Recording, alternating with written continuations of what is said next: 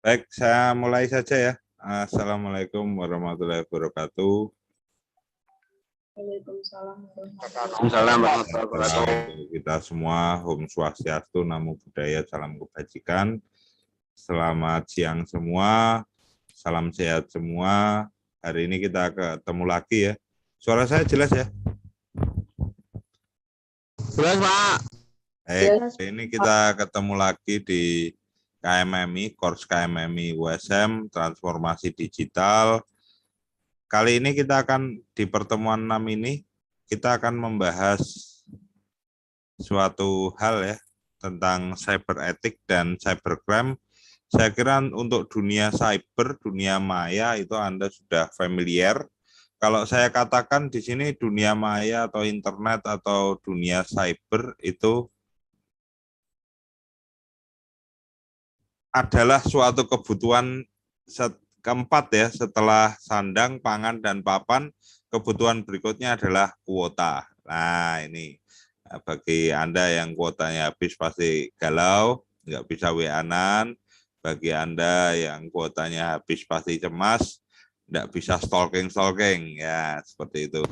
Jadi kita pelajari, tentu saja dengan perkembangan internet yang sampai saat ini, tentu saja Anda perlu mengetahui etika cyber dan perkembangan cybercrime itu bagaimana. Saya akan cepat saja. Nanti untuk lebih lanjutnya dilihat di e-learning di YouTube-nya ya, di link YouTube-nya, video pengajarannya nanti yang lebih lengkap di situ. Begitu ya. Baik, cyber ethics. Jadi mengapa ada cyber ethics? Karena ada kemajuan teknologi yang sangat pesat, khususnya di dunia internet ya. Internet sendiri itu adalah interconnection networking atau international networking, juga bisa disebut seperti itu. Jaringan komputer, kalau saya kemarin sudah bilang jaringan komputer itu minimal 2 komputer saling berhubungan, saling berkomunikasi, saling bertukar data, itu namanya jaringan komputer. Nah, ini seluruh dunia ya. Jangkauannya adalah seluruh dunia, sehingga dengan internet, satu komputer, satu gadget, satu laptop dengan laptop yang lain dapat berkomunikasi dari belahan dunia yang lainnya. Nah itu. Jadi Anda kalau punya saudara di Amerika sana, Anda bisa berkomunikasi secara langsung tanpa terbatas jarak dan waktu ya. Di sana malam, di sini pagi, terus kemudian jaraknya yang beribu-ribu kilometer, itu bisa sedekat 30 cm ya di sini dengan Anda. Cuma tidak bisa disentuh ya, hanya bisa dilihat dan berkomunikasi. Mungkin ke depan mungkin ada teknologi yang lebih baik lagi. Nah, kita lihat perkembangan internet sampai saat ini, data 2020 ya. Untuk Asia sendiri 2.300 juta ya. 2,3 miliar orang yang pakai internet. Sampai ke yang paling kecil di Australia, Oceania ya, hanya 29 juta orang. Oceania itu mana Pak? Ya Oceania termasuk Papua Nugini, pulau-pulau kecil yang di sana, terus kemudian ada juga New Zealand, Selandia Baru, itu kan Oceania, Australia. Seperti itu. Terus di Indonesia sendiri dari populasi 272 juta orang penduduk yang menggunakan HP itu sudah 338 juta ya. Artinya satu orang bisa memiliki kemungkinan 2 HP atau lebih. Sedangkan di pengguna internetnya 175 juta. Dari 175 juta pengguna internet ini yang aktif di sosial media adalah 160 juta netizen ya. Nah, internet citizen, kepanjangannya netizen. Jadi warga internet yang aktif di sosial media itu ada 160 juta. Nah ini ada survei yang sangat miris di Indonesia bahwa netizen di Indonesia itu terkenal sebagai netizen yang tidak sopan gitu. Nah, kita perbaiki dari mulai sekarang, kita menjadi netizen yang lebih sopan. Karena apa?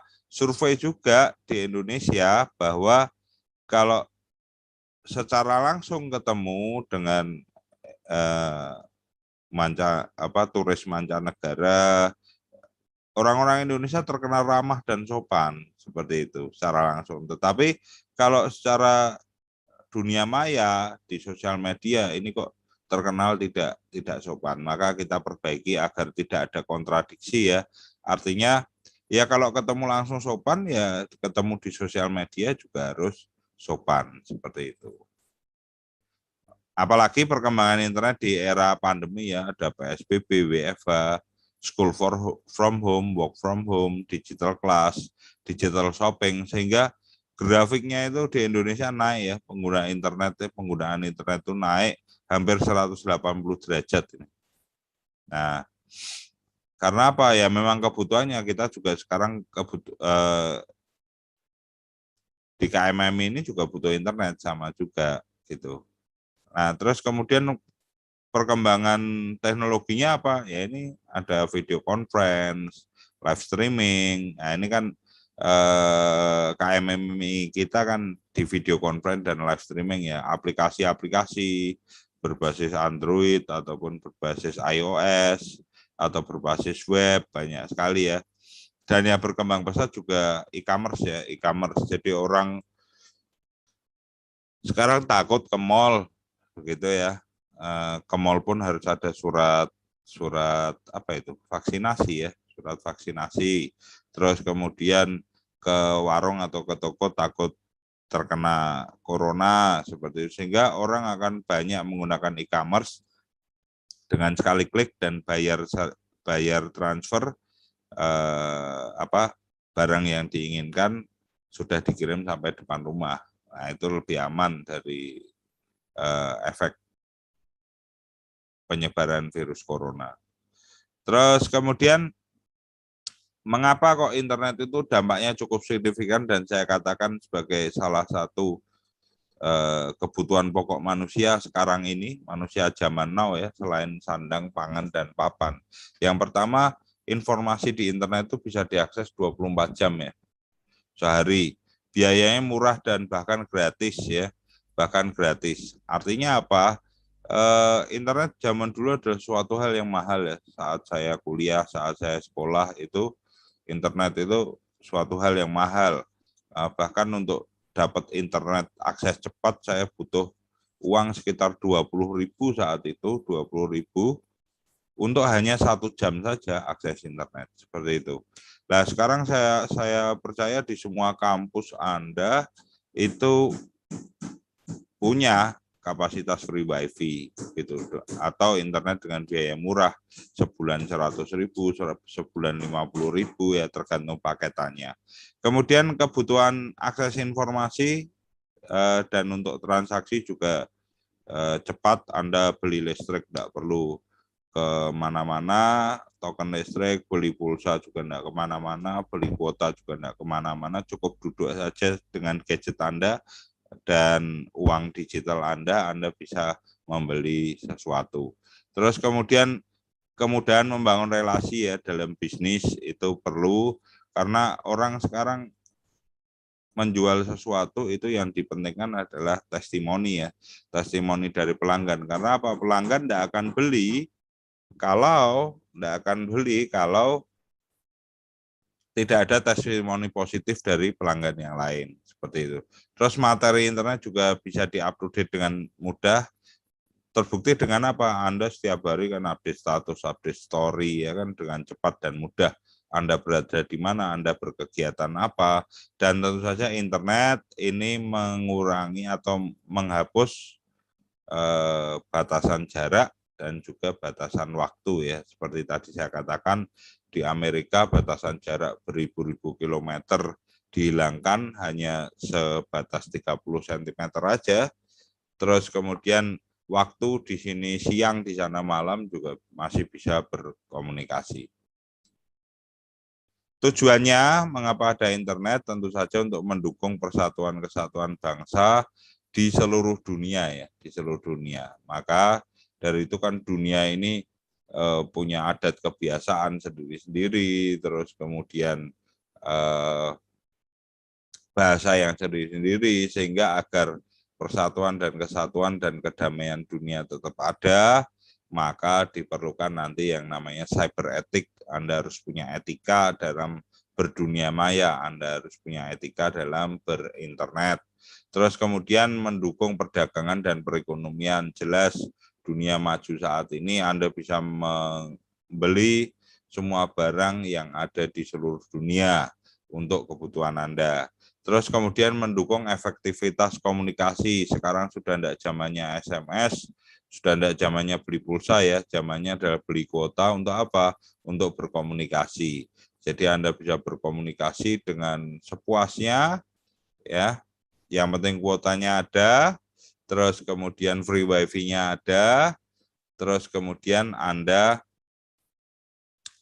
bisa berkomunikasi dengan seluruh orang yang ada di dunia ini. Terus kemudian internet juga memberikan seluas-luasnya kepada Anda untuk mengembangkan pemikiran. Jadi tulisan Anda, pemikiran Anda, hasil penelitian Anda bisa di-sharing di internet, baik secara gratis maupun berbayar.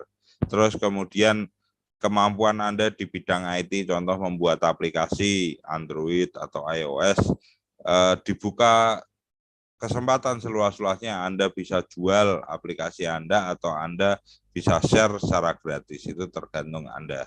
Nah, itu tujuan pemanfaatan internet. Tujuan ini tentu saja dengan tujuan yang baik, tentu saja ada pelanggaran-pelanggaran yang sering dilakukan ya. Sebagai contoh, dengan kemudahan sharing informasi, menyakiti, melukai orang, ya kan, intersepsi data. Jadi data dikirim jangan sampai tujuan tapi saya curi terlebih dahulu, terus kemudian merusak atau mengganggu data orang lain atau perusahaan lain, terus kemudian sengaja menghilangkan bukti elektronik agar tidak dapat dijadikan bukti sah di pengadilan. Terus kemudian juga sengaja merusak atau mengganggu sistem orang lain, web orang lain, server orang lain, jaringan komputer orang lain, atau perusahaan lain, itu juga merupakan suatu pelanggaran ya. Terus kemudian memanfaatkan internet untuk menipu ya, penipuan. Ini banyak sekali penipuan ya, nanti dilihat di YouTube-nya cukup banyak penipuan. Terus kemudian penghasutan, fitnah, atau ujaran kebencian ya. SARA, terus kemudian pornografi, memanfaatkan internet untuk menyebarkan pornografi ini juga pelanggaran. Terus kemudian memanfaatkan internet untuk kong kali kong ya, kejahatan, ini juga pelanggaran. Dan juga badan hukum atau toko online yang sengaja ya tidak menyimpan atau menyediakan catatan transaksi, ini juga pelanggaran hukum. Mengapa seperti itu? Kalau Anda beli tidak dikasih nota, atau kalau di bahasa e-commerce-nya adalah invoice, ya kan? Jangan beli. Karena apa? Kalau tidak ada nota, tidak ada invoice, nanti Anda barang sampai dan tidak sesuai dengan permintaan, ya kita tidak bisa menukarkan, tidak ada invoice-nya, berarti kan tidak ada catatan jual beli. Nah, seperti itu. Jadi ini ruang lingkup pelanggaran di dunia maya. Banyak sekali yang pelanggaran yang terjadi di dunia maya. Maka dari itu dibutuhkan cyber etik agar apa? Pelanggaran-pelanggaran itu bisa diminimalisasikan, yang pertama. Yang kedua, untuk apa? Untuk mewujudkan tujuan pemanfaatan internet seperti tadi ya, perdamaian dunia, terus kemudian hak atas intelektual diakui, terus kemudian banyak lagi ya. Karena apa? Pengguna internet itu kan beragam dan dia bisa pakai nickname ya, artinya tidak pakai identitas asli. Seperti saya di Zoom ini mungkin ada yang pakai nama asli dan ada yang pakai nama nickname ya, sehingga saya tidak tahu identitas asli Anda siapa gitu. Tapi Anda bisa mengakses internet seperti itu. Nah, terus kemudian fasilitas dan teknologinya bertambah ya, sehingga butuh cyber etik untuk Anda dapat nyaman berinternet, terus orang lain juga nyaman berinternet. Karena apa? Kita juga harus tahu bahwa di dalam berinternet itu ada hak-hak pengguna internet. Nah, pengguna internet itu kan namanya netizen ya. Netizen maha benar, seperti itu. Netizen itu adalah internet citizen ya, artinya warga internet.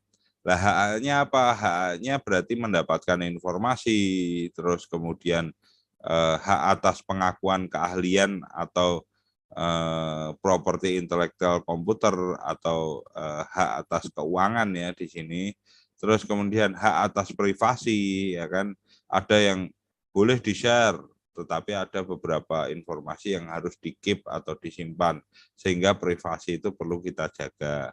Terus kemudian hak atas pemanfaatan akurasi komputer sesuai kebutuhan, tidak diganggu orang lain jaringannya, tidak diintersepsi orang lain, tidak disadap orang lain. Nah, ini hak dari netizen dalam berinternet. Terus kemudian cyber ethic itu nama lainnya juga netiquette ya, netiquette. Jadi netizen itu harus punya netiquette, artinya etika dalam berkomunikasi dengan internet, itu netiquette. Terus netiquette itu tujuannya apa? Tujuan netiquette ya sama, untuk mewujudkan tujuan-tujuan dari pemanfaatan internet tadi. Jadi kalau Anda sudah tahu sekarang ada netizen, terus kemudian ada netiquette atau cyber ethic gitu, maka mulai sekarang kita sama-sama belajar menjadi good netizen. Karena apa? Negara kita sudah mulai punya hukum yang namanya UU ITE mulai tahun 2008, Undang-Undang Nomor 58 tahun 2008 tentang UU ITE. Jadi pelanggaran-pelanggaran itu baik ringan maupun berat itu bisa diukur dengan UU ITE, sehingga untuk lebih amannya Anda berinternet, Anda bersosialisasi, Anda berbisnis dengan internet, maka be a good netizen lah, jadi netizen warga internet yang baik-baik saja, seperti itu. Kemudian dari perkembangan internet ini juga berkembang yang namanya cybercrime ya, cybercrime, kriminal cyber. Nah, ini kriminal cyber itu merupakan suatu evolusi kejahatan dari dulu. Dulu adalah kejahatannya konvensional ya, ada blue collar crime, collar itu apa ya? Ini ya, apa kerah ya, kerah. White collar crime. Kalau blue collar itu yang langsung ya, seperti pencurian, penipuan, pembunuhan. Terus kalau yang kerah putih ini lebih ke bisnis ya, bisnis, korupsi, terus kemudian malpraktek ya, dan sebagainya. Cybercrime itu bentuk kejahatan yang ditimbulkan karena pemanfaatan internet ya. Nah, di sini kejahatan itu atau pelanggaran itu di Indonesia sudah merupakan sebagai perbuatan yang melawan hukum. Nah, kita lihat banyak sekali cybercrime, apalagi di era pandemi yang dekat-dekat inilah, yang dekat-dekat. Apa saja, Pak? Nah, ini kita kemarin ngomong-ngomong masalah virus, ada ransomware WannaCry ya. Ternyata di pandemi virus COVID-19 2 tahun ini ada ransomware coronavirus. Dia sama mengunci sistem operasi dan file ya. Sehingga bagaimana saya bisa mengakses file-file penting saya? Ya bayar dulu, nanti pembuat virus akan memberikan kunci agar bisa akses file itu. Nah, ini ransomware coronavirus. Bentar, banyak yang bergabung. Terus kemudian Zoom bombing ya, Zoom bombing. Ini Zoom sudah lebih baik dari sebelum corona ya. Nah, mengapa Zoom bombing? Seperti kita sekarang lagi video conference dengan Zoom, terus kemudian ada orang-orang lain di luar yang berhak untuk mendapatkan KMMI itu juga masuk di sini mengganggu mengganggu conference yang telah lakukan, sehingga namanya Zoom bombing ya, artinya merusak conference yang ada. Nah, sekarang Zoom lebih aman ya, artinya yang boleh masuk ya hanya yang punya kapasitas yang berhak untuk mendapatkan mendapatkan video conference itu sendiri. Live stream YouTube juga bisa dihack gitu kemarin di pandemi ini. Dan yang paling terkenal, yang paling sering ya ini perdagangan dunia maya ya. Nah, itu. Jadi yang pertama jangan beli kalau enggak ada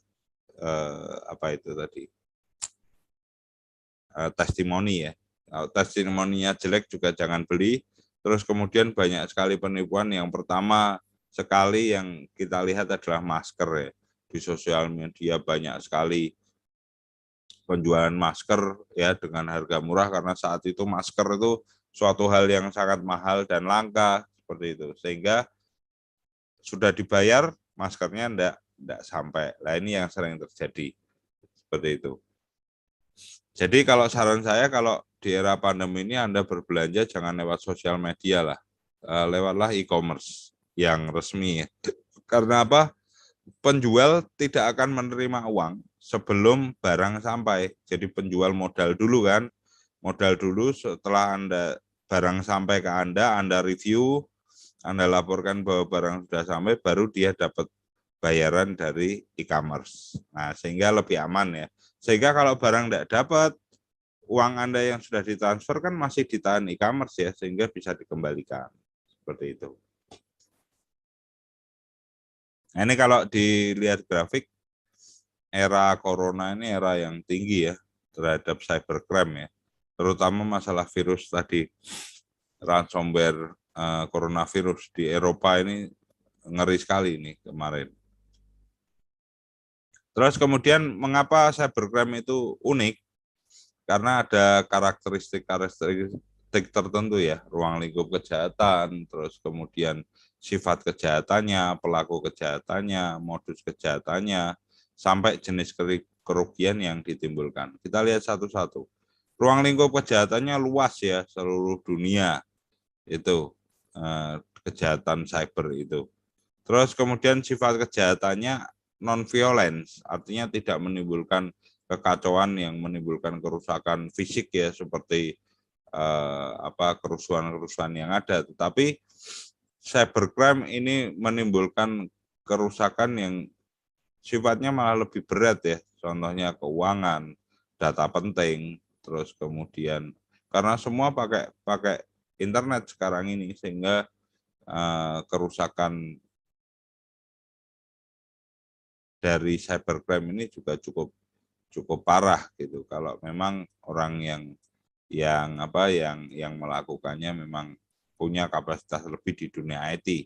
Terus kemudian pelaku kejahatannya, lah ini yang sering membuat mengagetkan atau bahasa kerennya sekarang membagongkan, bahwa pelaku cybercrime itu bukan orang yang gondrong, yang mukanya sangar, yang pakai anting-anting, yang tatoan, yang badannya besar, tetapi malah kaum remaja dan anak muda dari keluarga baik-baik, dan rata-rata orang itu cerdas dan jauhlah dari profil anak jalanan seperti tadi. Jadi ini yang mengagetkan karena apa? Di Jawa Timur anak SMP sudah bisa meretas banyak sekali website ya.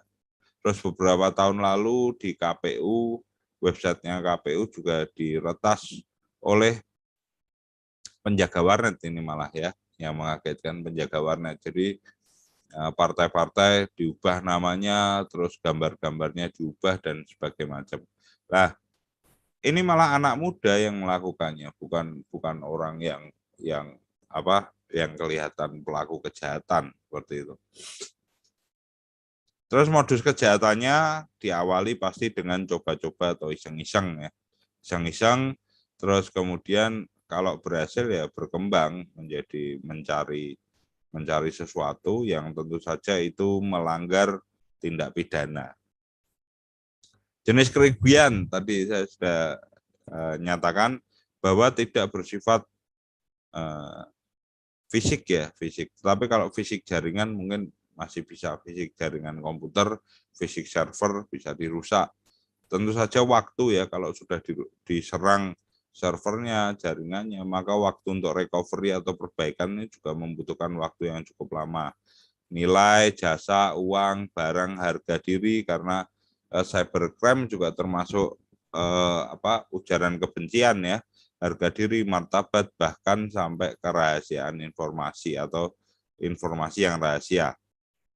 Jadi cybercrime itu kerugiannya bisa politik, ekonomi, sosial, budaya. Jadi sangat besar bahkan resiko yang ditimbulkan. Terus jenis-jenis cybercrime-nya juga cukup banyak. Sudah saya jelaskan satu persatu di YouTube ya, nanti dilihat.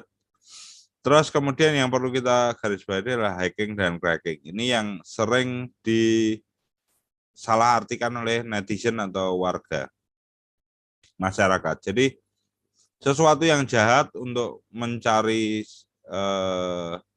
data secara ilegal itu disebut hacking. Tapi itu salah. Yang familiar di masyarakat adalah hacking, tapi itu adalah cracking. Terus yang melakukan namanya hacker. Ya, jadi Anda perlu tahu dan perlu diluruskan bahwa hacker itu suatu pekerjaan yang sah, yang baik. Karena apa? Dia diminta untuk menyerang suatu sistem, ya, mencari celah suatu sistem, terus kemudian menginformasikan kepada yang mempunyai sistem, oh ini ada celah di sini, di sini, sehingga perlu diamankan. Itu adalah pekerjaan hacker. Jadi hacker itu digaji seperti itu. Beda dengan cracker ya, aktivitasnya namanya cracking ya. Cracking ini yang biasa Anda sebut sebagai hacker seperti itu. Cracker itu yang biasa Anda warga masyarakat semua sebut sebagai hacker karena dia secara ilegal ya mencuri, terus kemudian authorized akses, mencuri akses yang tidak sah. Nah, ini adalah cracker. Jadi yang perlu kita luluskan adalah hacker adalah pekerjaan yang baik, yang digaji, sedangkan cracker itu pekerjaan yang ilegal. Terus kemudian tindakan jenis-jenis berdasarkan motif itu tindakan murni kriminal ya, artinya memang motivasinya kriminal atau kejahatan abu-abu atau kejahatan yang baru tahap ringan atau tahap coba-coba seperti itu. Sasarannya tentu saja individu, hak milik seseorang atau perusahaan dan bahkan pemerintah ya, pemerintah. Nanti kita lihat pemerintah. Terus kemudian data yang ditargetkan ada data privat, data perusahaan, dan data yang rahasia. Nah, faktor apa yang mempengaruhi cybercrime itu semakin berkembang? Tentu saja faktor politik. Ada enggak hukum yang mengatur cybercrime di suatu negara? Indonesia sudah mulai tahun 2008, sehingga Indonesia juga getol memerangi cybercrime.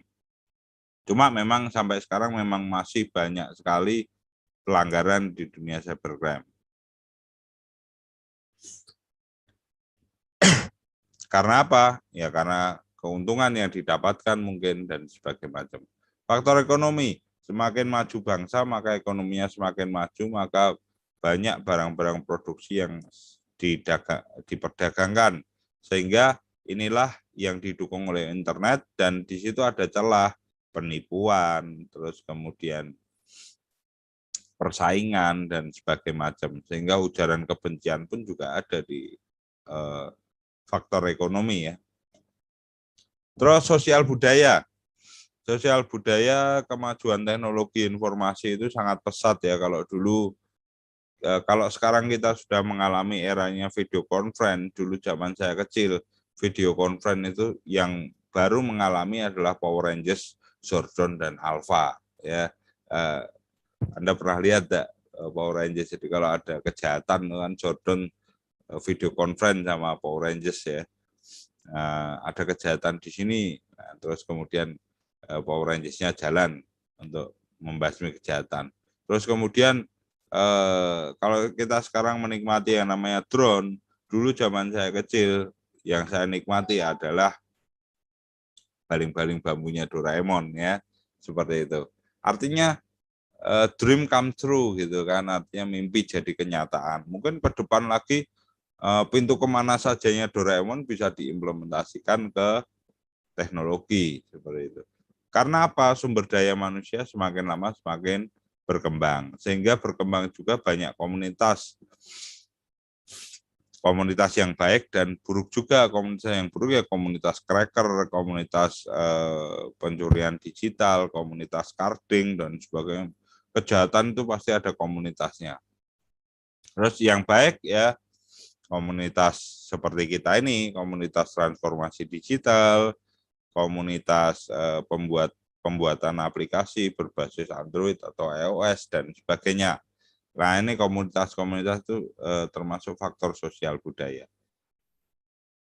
Dampaknya kalau cybercrime ini tidak diperangi di suatu negara ya ini kurangnya kepercayaan dunia terhadap Indonesia ya, terbukti dengan nilai mata uang kita yang semakin turun seperti itu.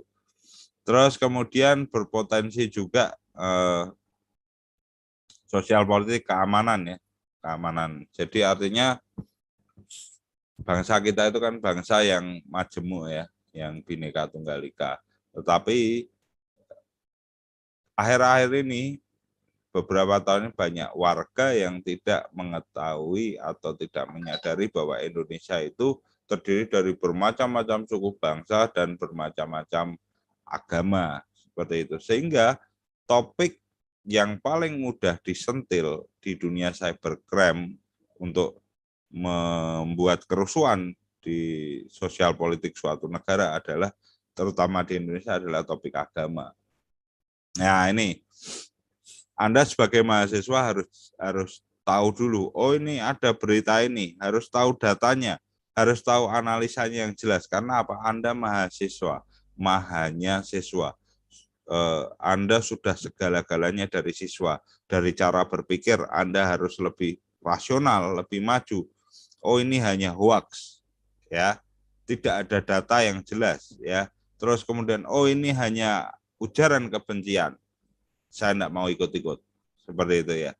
Lah, ini yang akan membuat kondisi sosial politik di negara kita akan lebih adem daripada Anda hanya memikirkan ego Anda. Diingat, di Indonesia itu Bhinneka Tunggal Ika, kemajemukan, ya. Seperti itu. Indonesia tidak akan bisa berdiri tanpa orang Papua, Indonesia tidak akan bisa berdiri tanpa salah satu agama hilang. Seperti itu ya. Ya kalau Anda masih bersikukuh dengan ketidakbhineka tunggal ikaan Anda, ya silahkan Anda bertempat tinggal jangan di Indonesia, itu ke luar negeri saja, seperti itu kan. Gampangnya seperti itu. Karena apa? Ya kita sebagai orang Indonesia tidak maulah lihat negara kita yang rusuh gitu kan. Rusuh terus. Sehingga apa? Ya stabilitas negara kita kurang baik seperti itu. Loh kok sampai itu ya enggak apa-apa, ceramah sedikit sih. Gitu. Lah apa yang sudah dilakukan oleh pemerintah cukup banyak ya. Undang-undang ITE, cyberpolis juga sudah berkembang, monitoring internet dan proxy ya. Anda coba saja tanpa VPN ya, ini saya garis bawahi. Tanpa VPN Anda coba akses situs porno atau apa ya, yang mengandung unsur SARA pasti sudah diblok oleh pemerintah. Tetapi semuanya ini tidak akan bisa berjalan dengan baik tanpa kesadaran Anda sebagai netizen. Sama saja, sudah diperketat dengan proxy, Anda cari VPN, gitu kan? Anda tidak sadar itu namanya, ya kan? Ini kesadaran netizen, gitu. Jadi, terus kemudian sudah ada UU ITE, Anda masih saja mencoba-coba cara bagaimana carding, mencuri uang orang, terus menggunakan kartu kredit orang, terus kemudian mencuri data dari suatu perusahaan. Ini kan Anda tidak sadar namanya, gitu kan?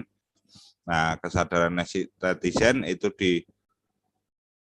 dibutuhkan untuk apa? Mewujudkan agar internet ini baik untuk semua warga Indonesia gitu. Terus ruang lingkup cyber law atau undang-undang ITE ini ya, e-commerce, trademark, privasi, trademark itu merek ya. Jadi jangan sampai sudah ada merek yang paten, terus Anda pakai merek itu untuk dagang Anda, lah itu namanya melanggar trademark atau domain. Terus kemudian keamanan di internet, privasi ya, terutama ini ya hati-hati juga dengan free wifi ya, yang gratis-gratis ya. Mungkin saja yang mempunyai free wifi atau yang menggunakan free wifi agak nakal untuk memasang perangkap seperti user password, sehingga saat Anda pakai free wifi kurangilah aktivitas login ya.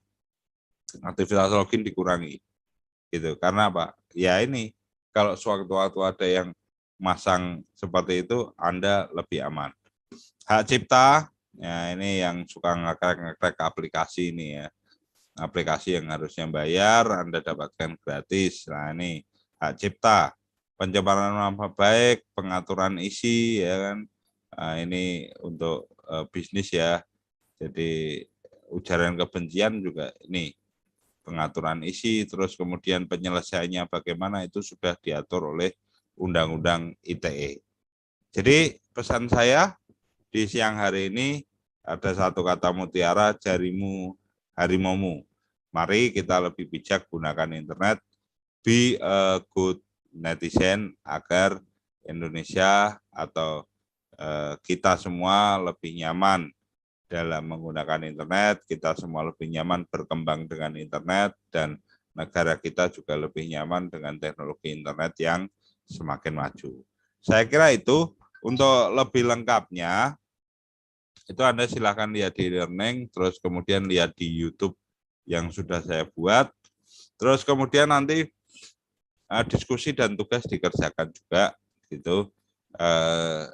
Saya kira untuk diskusi, untuk pelanggaran cyber etik, saya kira semua dari Anda melakukan. Ya, cuma mungkin kadarnya juga kadar ringan. Diceritakan saja, dan tidak apa-apa, rahasia Anda terjamin. Seperti itu. Artinya ya diceritakan aja apa yang cybercrime apa, atau cyber etik apa yang pernah Anda langgar, gitu kan. Jelaskan mengapa Anda melakukan seperti itu. Jadi berpikir mahasiswa ya, artinya mengapa Anda melakukan harus ada reason atau alasannya, seperti itu. Saya kira itu, mungkin ada pertanyaan terlebih dahulu.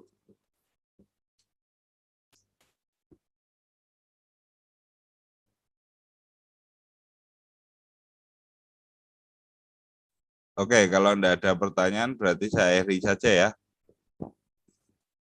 Untuk pertanyaan bisa via WA privat boleh, WA grup juga boleh, terus kemudian nanti seluruh tugasnya dikerjakan semua.